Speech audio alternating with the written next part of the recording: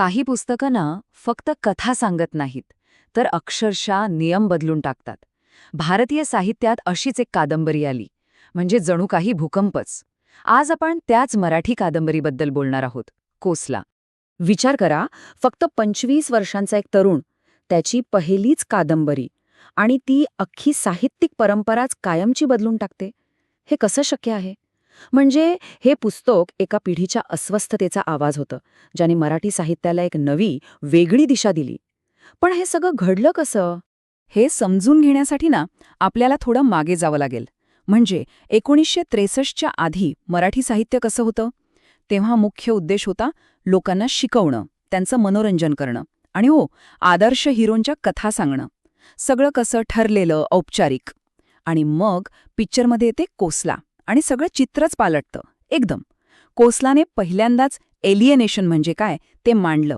तुटलेपणाची भावना, प्रत्येक गोष्टीवर प्रश्नचिन्ह. आणि हिरो हिरो तर नाहीच. आपल्यासमोर येतो पांडुरंग सांगवीकर नावाचा एक अँटी हिरो.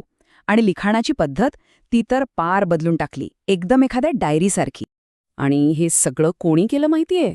अवघ्या 25 वर्षांच्या भालचंद्र नेमाडेंनी. आणि तेही किती दिवसात? फक्त 3 आठवड्यात. कल्पना करा, त्यांना स्वतःलाच गावात आणि शहरात दोन्हीकडे परकेपणा जाणवत होता. मग त्यांनी स्वतःला कोंडून घेतलं आणि अक्षरशः ही कादंबरी कागदावर उतरवली. खरं तर ही फक्त कादंबरी नव्हती, तो त्यांच्या आतल्या अस्वस्थतेचा एक स्फोट होता. तर मग कोण आहे हा अँटी हिरो?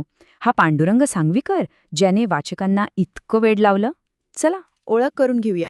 कादंबरीची सुरुवातच बघा किती इंटरेस्टिंग आहे. तो म्हणतो, खरं तर सांगण्यासारखी एकच गोष्ट आहे, पण गंमत काय माहितीये, पुढची 300 पानं तो काही विशेष सांगतच नाही. तो फक्त भटकतो, एका विचारातून दुसऱ्या विचारात, एका गोष्टीतून दुसऱ्या गोष्टीत. काहीही ठरलेलं नाही. आणि हेच तर त्याच्या स्वभावाचं प्रतीक आहे, एकदम विस्कळीत, आत्ममग्न. तर मग हा पांडुरंग आहे तरी कोण? तो काही आपला पारंपरिक हिरो वगैरे नाहीये. तो आहे आपल्यासारखाच 25 वर्षांचा एक कॉलेज स्टुडंट. त्याचे वडील श्रीमंत शेतकरी आहेत, पण एकदम हुकुमशाही स्वभावाचे. आणि पांडुरंग, त्याला कुठेच आपलंसं वाटत नाही, ना गावात ना शहरात. तो जगाचा ढोंगीपणा बघतो आणि समाजाचे सगळे नियम, अपेक्षा सगळं काही नाकारतो. म्हणूनच समीक्षक त्याला काय म्हणतात माहितीये?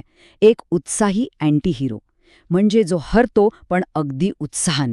पांडुरंगाचा हा जो सगळा प्रवास आहे ना, तो आपल्याला थेट कादंबरीच्या गाभ्याकडे घेऊन जातो. आणि तो गाभा आहे तुटलेपणाचा, म्हणजे ज्याला आपण एलियनेशन म्हणतो. आता हा परकेपणा किंवा एलियनेशन म्हणजे नक्की काय?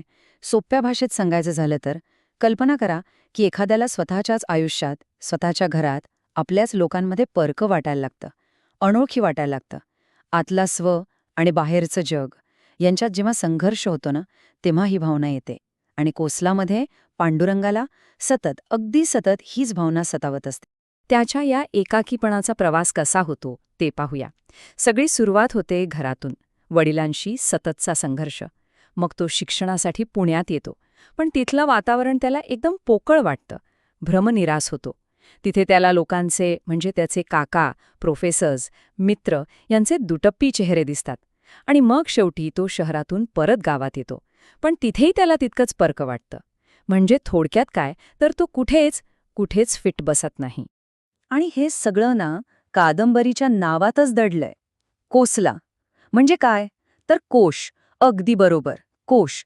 जसं एखादा कीटक स्वतःच्या संरक्षणासाठी स्वतःभोवती कोश विणतं ना, तसंच पांडुरंग या ढोंगी, खोट्या जगापासून स्वतःला वाचवण्यासाठी एका मानसिक कोशात जातो. तो स्वतःहून निवडलेला एकांतवास आहे तो.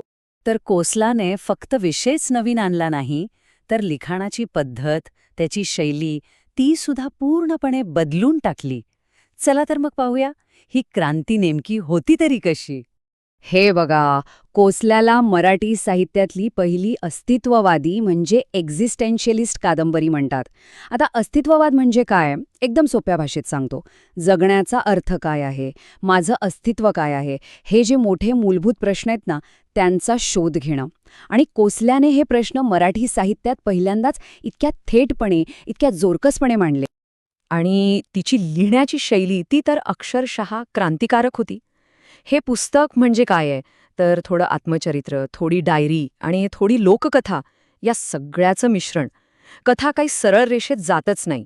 ती पांडुरंगच्या विचारांसारखीच भरकटत राहते. आणि एक गोष्ट नोटीस केली का, यात कुठेच अवतरण चिन्ह नाहीत. त्यामुळे सगळं निवेदन कसं एका अखंड प्रवाहासारखं वाटतं. म्हणूनच तर तिची तुलना J.D. सॅलिंजरच्या the catcher in the rye या जगप्रसिद्ध कादंबरीशी केली जाते. पण एक मिनिटं, 60 वर्षांपूर्वी लिहिलेली एकाकीपणाची, अस्वस्थतेची ही गोष्ट आजही लोकांना इतकी जवळची, इतकी आपलीशी का वाटते? काय कारण असेल याचं? 1963 फक्त विचार करा, आजपासून जवळजवळ 60 वर्षांपूर्वी ही कादंबरी लिहिली गेली होती. आणि हे फक्त माझं म्हणणं नाहीये, आजचे वाचकही तेच म्हणतात. गुडरीड्सवर 2020 मध्ये एका वाचकाने काय लिहिलंय बघा. कुणीतरी हे 50 वर्षांपूर्वी लिहिलंय आणि आजही ते तसंच, अगदी तसंच वाटतंय. वा! या एका वाक्यातच या कादंबरीचं मोठेपण आहे, तिची कालातीतता आहे. गुडरीड्सवरचे आकडे बघितले ना, तर अजूनच खात्री पटेल. जवळजवळ 78% वाचकांनी, म्हणजे जवळपास 80% लोकांनी या पुस्तकाला 4 किंवा 5 स्टार्स दिले आहेत. यावरूनच कळतं की आजच्या पिढीलाही हे पुस्तक किती आवडतंय. आणि हो, कोसला फक्त मराठीपुरतीच राहिलेली नाहीये. तिचा प्रवास खूप मोठा आहे. इंग्रजी आणि इतर 8 भारतीय भाषांमध्ये तिचा अनुवाद झालाय. आणि यामुळेच तिचं स्थान एका मॉडर्न क्लासिक म्हणून अगदी पक्क झालं आहे. आणि शेवटी एक प्रश्न, विचार करायला लावणारा प्रश्न. जर 1963 मधली एका तरुणाची हरवल्याची भावना, त्याचा गोंधळ, त्याचा एकाकीपणा, हे सगळं आजही आपल्याला इतकं खरं, इतकं आपलंसं वाटत असेल, तर हे आपल्याबद्दल काय सांगतं? खरंच गेल्या 60 वर्षात जग बदललंय की आपण सगळेच आपापल्या कोशात अजूनही अडकलेले आहोत? विचार करण्यासारखी गोष्ट आहे, नाही का?